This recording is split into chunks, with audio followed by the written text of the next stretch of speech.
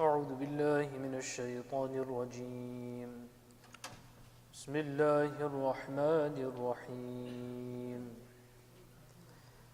واذكر ربك في نفسك تضرعا وخيفة ودون الجهر من القول بالغدو والآصال ولا تكن من الغافلين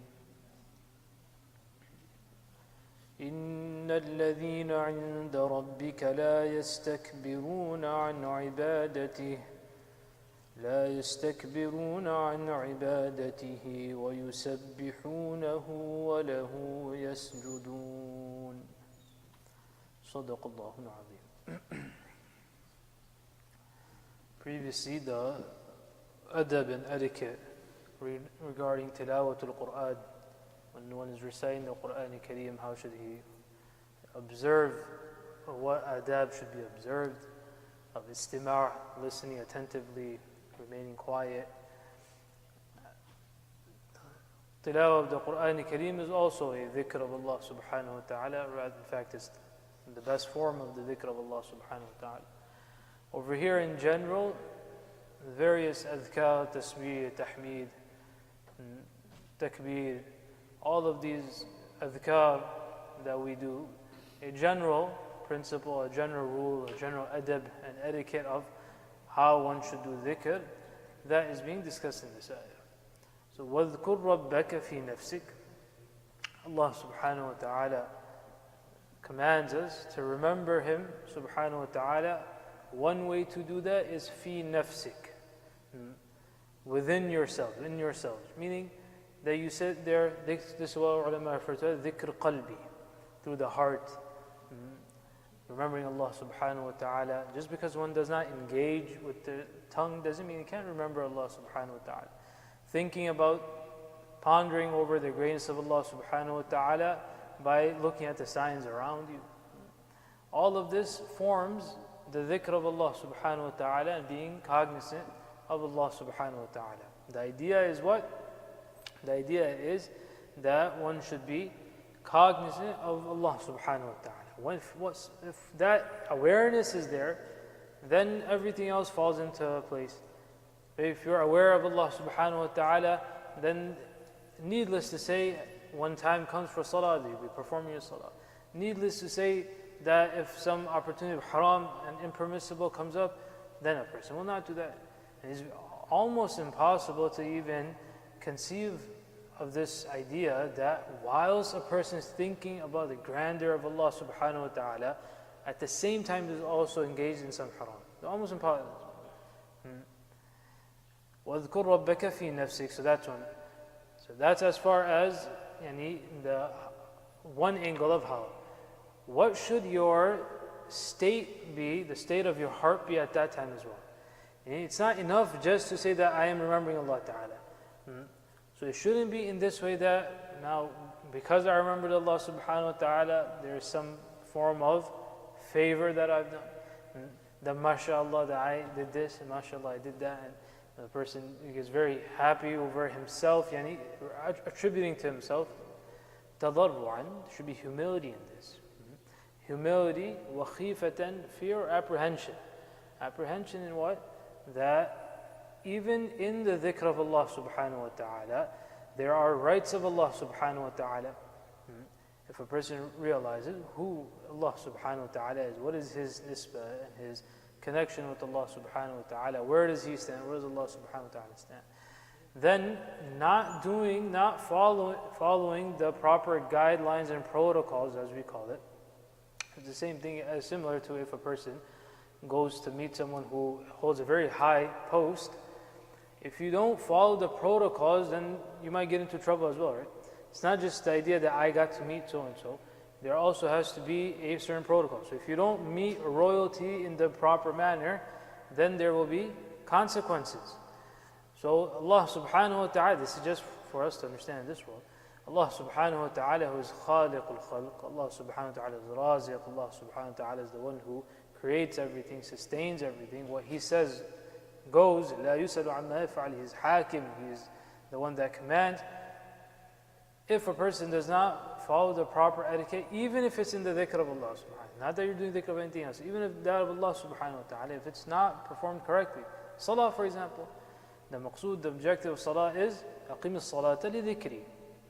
Establish salah so that you may remember me. Meaning that dhikr will only be through salah. It doesn't mean to say that if you do dhikr, therefore you don't have to do salah. In fact, it's the other way around. Yani your dhikr of Allah subhanahu wa ta'ala is not complete unless salah is performed. But we know that in salah there are certain things which would be inappropriate, that would be wrong, that is not allowed. So even though a person says that my salah is for Allah subhanahu wa ta'ala, if it's not done in the proper manner, then although you may be engaged in what you may consider to be dhikr of Allah ta'ala, but in essence that's not true dhikr of Allah subhanahu wa ta'ala. Suratan, apparently you may think yourself, others may look at you that you may be doing dhikr, but in reality you're not. Because you're not cognizant of this fact that what brings them Allah and the happiness, the pleasure of Allah subhanahu wa ta'ala. تضرعا وخيفة ودون الجهر من القول. It should not be very loud, that you're screaming. That's not how it should be either. بالغدو والآصال. Whether it be in the mornings, evenings, that's why ulama prescribed that. After Fajr or in the morning time, a person should do dhikr. Between Asr and Maghrib, these are the best times of dhikr. But that doesn't mean to say that you confine it to only these times. Idea is that throughout the day, whenever a person has time, and you should make time for it. It will come, it will happen, then it doesn't happen. Until you don't schedule something, until you don't set a block for something, just as we have times for working, when you work from this time to that time, that's when work gets done. When you have the importance of something, when you realize how important something is, then you block off time for it. So if you want it done, if someone really wants it and they really understand the importance of it, then they'll put it into their schedule. Whether you start with 2 minutes, 5 minutes, whatever it may be, you can gradually increase. But that time should be there, and then you should observe that time, you should respect that time. It doesn't matter what happens, unless it's a real emergency. A person should not engage in anything else than other than that. وَلَا تَكُمْ مِنَ الْغَافِلِينَ. Do not be from those that are heedless. Do not be from those that are heedless. The idea of dhikr and remembering Allah subhanahu wa ta'ala, is that for people who haven't reached a certain stage? Is it just for those that are down here? In fact, it's the opposite. The Quran Kareem says that إِنَّ الَّذِينَ عِنْدَ رَبِّكَ. Those that are by you, those who have a close or proximity, not in a physical sense. Those that have proximity to Allah subhanahu wa ta'ala, what we refer to qurb ilahi, being near to Allah subhanahu wa ta'ala, not in the physical sense again. لا يستكبرون عن عبادته. They are not disdainful, they don't have this pride, this takabbur, they don't feel it below themselves to be engaged in the ibadah of Allah subhanahu wa ta'ala. The higher a person's position, the more they realize that it is Allah subhanahu wa ta'ala whose dhikr is what matters. It's not me that matters. It's about Allah ta'ala, it's not about me. The more a person, as the hadith says, مَنْ تَوَاضَعَ لِلَّهِ رَفَعَهُ اللَّهُ. The more you humble yourself for the sake of Allah subhanahu wa ta'ala, the higher Allah subhanahu wa ta'ala raises that person in rank. And the more a person thinks more of himself, it becomes about him, selfie. The more it's about self, about the person himself, he's always just worried about himself, looking at take his picture. It's not an issue of fiqh only. I'm not just saying from a fiqh perspective picture. But at a point, a person should think to himself that what is it? Anytime, every time you're out, you're always just worried about yourself. Something wrong with that person. That you're so infatuated about yourself that no matter what the situation is, continuously, the only thing that matters to you is how you're looking and where you're looking. And you want everyone to, not just you yourself, but everyone should know about you and what you're doing at that moment. Always updating my status, update my status. Well, who cares about your status? It's about Allah subhanahu wa ta'ala that you should be worried about. إِنَّ الَّذِينَ عِنْدَ رَبِّكَ لَا يَسْتَكْبِرُونَ عَنْ عِبَادِهِ. Because they make it about Allah subhanahu wa ta'ala. Because they make it about Allah subhanahu wa ta'ala, then Allah subhanahu wa ta'ala, that is what brings them close to Allah subhanahu wa ta'ala.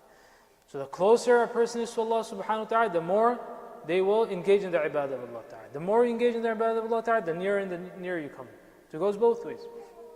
وَيُسَبِّحُونَهُ, they do the tasbih of Allah subhanahu wa ta'ala. وَلَهُ يَسْجُدُونَ, and to Him only do they perform sujood and prostrate to Allah subhanahu wa ta'ala. And because over here the hukum, or the quality of sujood has been mentioned, and the opposite, that those that have istiqbal, that they do not perform sajda, hence it's also mashru' and legislated that when this ayah is read, this is the first sajda that comes in the Quran al-Kareem from the beginning, from the tartib, the sequence. So we should all also perform sajda since we heard this ayah being recited. We make dua that Allah subhanahu wa ta'ala gives us the understanding of the Quran al-Kareem.